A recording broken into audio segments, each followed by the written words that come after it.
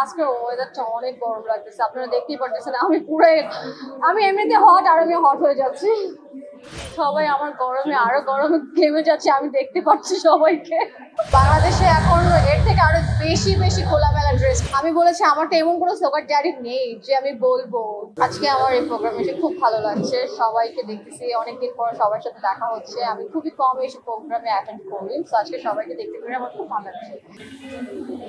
Obviously অনেক ভালো লাগছে, আপনারা আমাকে এত ভালোবাসা দিচ্ছেন, আমার ভিডিও নিচ্ছেন, আমার ইন্টারভিউ নিচ্ছেন, অবভিয়াসলি আমার তো অনেক খুব ভালো লাগবে। আপাতত আমি তো ফটোশুট নিয়ে বিজি, আর আমার কিছু ওটিটি প্ল্যাটফর্ম নিয়ে কথাবার্তা চলতেছে, কাজ নিয়ে। এখন দেখি কি হয়, তাদের সাথে কথাবার্তা চলতেছে। তারা আমাকে স্ক্রিপ্ট পাঠিয়েছে, আমি পড়তেছি। তারপর আমি ফাইনাল হওয়ার পর আপনাদেরকে নিউজ করে আমি জানাবো যে আমি কোন ওটিটিতে কাজ করছি, কোন ওয়েবে কাজ করছি। কিভাবে আর্নিং করে আমি তো জানি না। আমি তো আমার ফ্যামিলি আমাকেই করে, এছাড়া তো আমি আর জানি না। আমার কোনো ড্যাডি টুডি নাই যে আমাকে দিবে।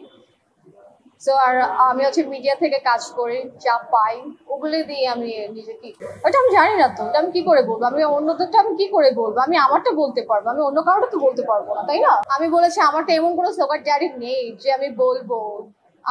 আমার ফ্যামিলি আমাকে দিচ্ছে, ভালো দেখে আমাকে দিচ্ছে। আবার হচ্ছে আমি মিডিয়াতে কাজ করছি, আমি নিজের টাকা আর্ন করতেছি, ওগুলো দিয়ে আমি চলতেছি ফিরতেছি।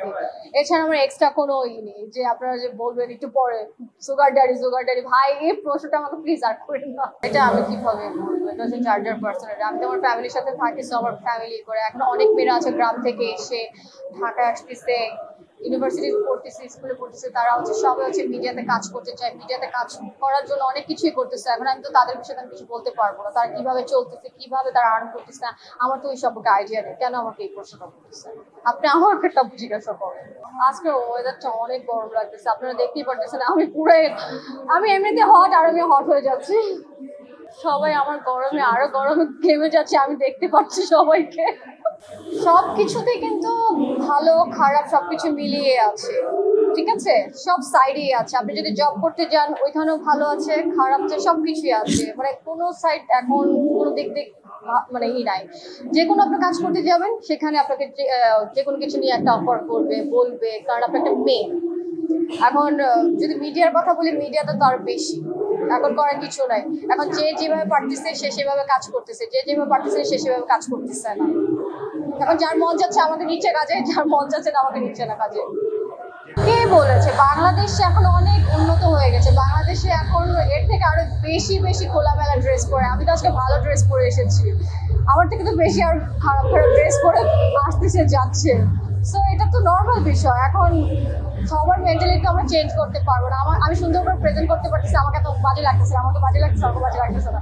আমি সুন্দর করে আমার ড্রেস ক্যারি করতে পারি। এখন একটা খেলার মাঠ খেলতে গিয়েছি, আপনি যদি দেখেন, যদি বাইরের দেশের মেয়েদের খেলার যদি আপনারা যদি দেখেন, ওরা কিন্তু আরো short pant, short T shirt পরে খেলতে যায়।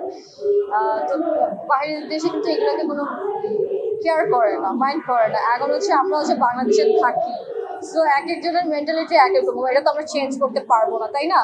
সো হ্যাঁ, একটু হয়তো জানি না, আমি হয়তো গেলে আমি ওরকম ড্রেস আপ করতাম, বাট হচ্ছে তারপরও বাংলাদেশ তো একটু ওরকম একটু ঢেকে মানে খেলাতে যাওয়া উচিত ছিল আমাকে। হ্যাঁ দেখে তার মেয়েকে খুব সুন্দর লাগতেছে, ওরকম বালগার লাগতেছে না, তার বেশ সুন্দর করে ক্যারি করতেছে। আপনারা আমাকে একটু দেখতেছেন কি সুন্দর করে এই যে ড্রেসটা, আমার জায়গায় যদি অন্য কেউ যদি পড়তো তাকে আরো বেশি বাজে লাগতো, বাট আমাকে কিন্তু সুন্দরভাবে আমি যে কোনো ড্রেস সুন্দর করে আমি ক্যারি করতে পারি। যদি আমি আমাকে আরো ওপেন ড্রেসও দেন, আমি ওটাকে সুন্দর করে ক্যারি করতে পারবো, বিকজ আমি একটা ফ্যাশন মডেল। সো আমি এগুলো জানি কিভাবে ক্যারি করতে হয়।